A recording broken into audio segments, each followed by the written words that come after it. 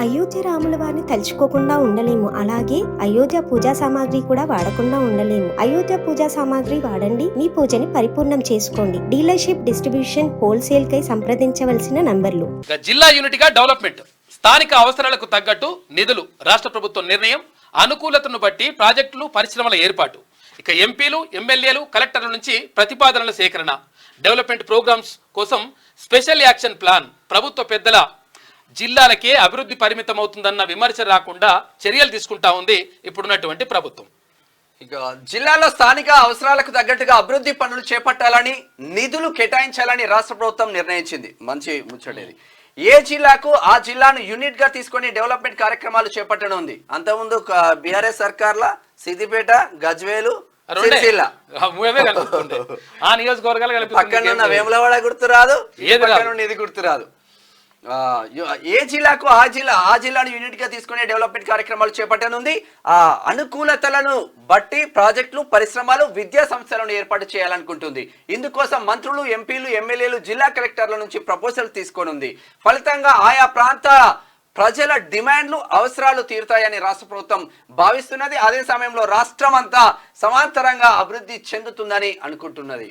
పేరుకే జిల్లాలు, సౌలతులు లేవు. ఎందుకంటే పాత జిల్లాలు ఏర్పాటు చేసిండు కాక. పాత జిల్లాలు ఏర్పాటు, పాత జిల్లాలు 10 జిల్లాలు ఉంటే దానికి 23 జిల్లాలు కలిపిండు, 33 జిల్లాలు. 33 జిల్లాలు 6 నెంబర్ వచ్చింది. 6 నెంబర్ వచ్చింది, మంచిగా ఉన్నది. కానీ ఇట్లా అయిపోయింది కథ. ఏమైందంటే అసలు యాక్చువల్గా జిల్లాలు ఏర్పాటు చేసిండు. ఆడ జిల్లాల కలెక్టరేట్లు మాత్రం కొన్ని ప్రారంభించేసిండు, మ్యాక్సిమం ప్రారంభించిండు. ఈ కలెక్టరేట్లు ప్రారంభిస్తే మరి జిల్లాలు అయిపోతే మొత్తం సౌలతులు అవన్నీ కలిపియాలన్నా వద్దా అంటే దాని గురించి పట్టించుకోలేదు కాక. కాకపోతే దానివల్ల నష్టం జరుగుతూ ఉంది.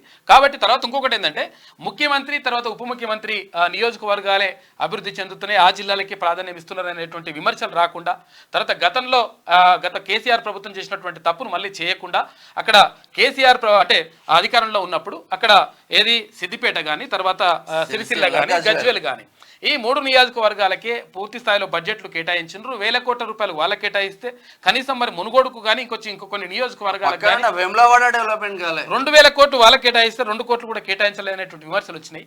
కాబట్టి అట్లా అసమానతలు రాకుండా ఉండాలని చెప్పేసి ఇప్పుడు ఉన్నటువంటి ప్రభుత్వం భావిస్తూ ఉంది. ఇది ఒక మంచి పరిణామం. నిజంగా కూడా ఇట్లా చేయాల్సిన అవసరం ఉన్నది. ఎందుకంటే అన్ని జిల్లాలకు సమమైనటువంటి ప్రాధాన్యం ఇస్తే తర్వాత ఒకరికి హెచ్చుతగ్గులు అనేటువంటివి రావు. తర్వాత ఇంకోటి ఏంటంటే హైదరాబాద్కి ఫ్లోటింగ్ మొత్తం కూడా పెరిగిపోతూ ఉంది. ఈ హైదరాబాద్ ఫ్లోటింగ్ అంతా కూడా తగ్గించాలంటే ఆయా జిల్లా కేంద్రాలను కొంచెం అభివృద్ధి చేయాల్సినటువంటి అవసరం ఉంటుంది.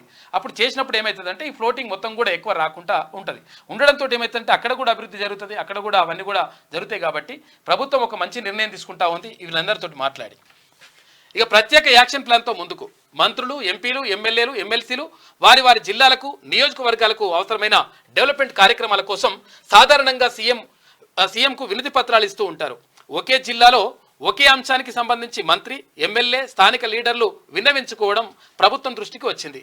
అయితే జిల్లాల వారీగా ఆయా ప్రాంతాల్లో ఏం చేయాలనే దానిపై ఒక ప్లాన్ను ముందే తీసుకుంటే ఎలా ఉంటుందని ఉన్నతాధికారులను సీఎం రేవంత్ రెడ్డి ఆరా తీసినట్లు తెలిసిందంట. కాబట్టి ఇది మంచి పరిణామం. ఇది అన్ని జిల్లాలకు సమాంతరంగా అభివృద్ధి ఫలాలు. సీఎం జిల్లాలో, డిప్యూటీ సీఎం జిల్లాలో ఫలానా మంత్రి ఇలాకాలో మాత్రమే అభివృద్ధి జరిగిందన్న విమర్శ రాకుండా అన్ని జిల్లాల్లో డెవలప్మెంట్ కనిపించేలా కార్యాచరణను ప్రభుత్వం సిద్ధం చేస్తున్నది. చాలా మంచి ముచ్చట. గత ప్రభుత్వంలో కేవలం సిద్దిపేట, సిరిసిల్ల జిల్లాలకే ఎక్కువ నిధులు వెళ్ళాయనే విమర్శ జనంలో ఉన్నది. ఇప్పుడు అన్ని జిల్లాలకు సమాంతరంగా అభివృద్ధి ఫలాలు అందేలా ప్లాన్ రెడీ చేయాలని అధికారులను రాష్ట్ర ప్రభుత్వం ఆదేశించినట్లు సమాచారం. మంచి పరిణామం. ఇక నిధులకు డోకా లేకుండా పక్కా ప్లాన్తో వెళ్తే జిల్లా యూనిట్గా చేపట్టే డెవలప్మెంట్ కార్యక్రమాలకు నిధుల డోకా లేకుండా ఉండదని రాష్ట్ర ప్రభుత్వం భావిస్తుంది. అప్పటికప్పుడు జిల్లాలకు వెళ్ళినప్పుడు సీఎం హామీలు ఇవ్వడం లేదా స్థానిక ఎమ్మెల్యే ఏదైనా కోరితే దానికి గ్రీన్ సిగ్నల్ ఇవ్వడం వంటివి జరుగుతుంటాయి. అయితే దానికి కావాల్సిన నిధులను స్పెషల్ ఫండ్స్ కింద ఇవ్వాల్సి ఉంటుంది, లేదంటే ఇంకో ఫైనాన్షియల్ ఇయర్లో ప్రత్యేకంగా నిధులు కేటాయించాలి. దీనికి బదులు ముందే ఒక ప్రణాళిక రెడీ చేసుకుంటే బడ్జెట్లో నిధులను కేటాయించుకునేందుకు అవకాశం ఉంటుందని రాష్ట్ర ప్రభుత్వం భావిస్తుంది. ఇక ప్రభుత్వం ఎమ్మెల్యేలకు నియోజకవర్గాల అభివృద్ధి కోసం ప్రత్యేకంగా ఫండ్ కేటాయిస్తుంది. అయితే ఏడాదికి 5 కోట్ల రూపాయల చొప్పున గత ప్రభుత్వం పద్దు చూపింది. అయితే ఈ నిధులకు తోడు జిల్లాల అభివృద్ధికి ప్రత్యేకంగా మరిన్ని నిధులు ఇస్తే ఎలా ఉంటుందనే దానిపైన కూడా సీఎం రేవంత్ రెడ్డి ఆలోచిస్తున్నట్లుగా సమాచారం అంటూ ఒక వార్త కనిపిస్తూ ఉంది. 100% ఇది మంచి నిర్ణయం. 100% ఇటువంటి నిర్ణయాలు తీసుకోవాలి. మీకు అందరికీ తెలిసిందే సీఎం మన పాత మాజీ ముఖ్యమంత్రి కేసీఆర్ ఏ జిల్లా పర్యటనకైనా పోతే ఈయన జడ్పీ చైర్పర్సన్ ఎమ్మెల్యే వస్తే గివే నాన్న ఏ పో రేపే అయిపోతుంది పో కుర్చేసుకొని అంటే మూడింతల పెళ్లికి పోయిండు అక్కడ ఏది పెద్ద లక్షపురం పోయిండు తర్వాత ఇక్కడ ఏది కేశవరం పోయిండు పోయినప్పుడు ఆ ఊర్ల నుంచి నా పామోదు పోవాలి రోడ్డు అది ప్లాన్ ఆయన ప్లాన్ అది అటు నుంచి పోతుంటే సార్ అది 5 కోట్ల రూపాయలు కావాలా సార్ ఇట్లా ఈ రోడ్ చేసుకోవాలి 5 కోట్లు ఎందుకు 20 కోట్లు తీసుకోవాలి అమ్మతలు ఎంత మంచోడు ఉన్నాడు నాయన కేసీఆర్ అసలు ఇటువంటి మనిషి దేవుడు అసలు మనిషి అని చెప్పేసి అందరూ అనుకున్నారు కాకపోతే ఏంటంటే 20 కోట్లు అన్నట్టు 20 రూపాయలు కూడా ఇవ్వకుండా కథం చేసి పడేసిండు ఇప్పుడు ఏది మూడింతలపల్లి మండలం ఉన్నది కదా మూడింతలపల్లి మండలం కూడా చేసిండు మండలం చేసినాక అక్కడ పెద్దలక్ష్మపురం అనే ఊరు ఉంటుంది ఆ ఊర్లో 650 ఎకరాలకు సంబంధించి నక్ష లేదు కథ లేదు అసలు ఏమున్నాయో భూములు ఏమో అర్థం కాదు వాళ్ళకి ఇప్పటి వరకు రైతు బంధు రైతు బీమా ఏది కూడా పరిస్థితి లేదు దారుణమైనటువంటి పరిస్థితులు ఎదుర్కొంటున్నారు అంటే అటువంటివి జరగకుండా ఇటువంటి నిర్ణయాలు తీసుకుంటే 100% మంచిదే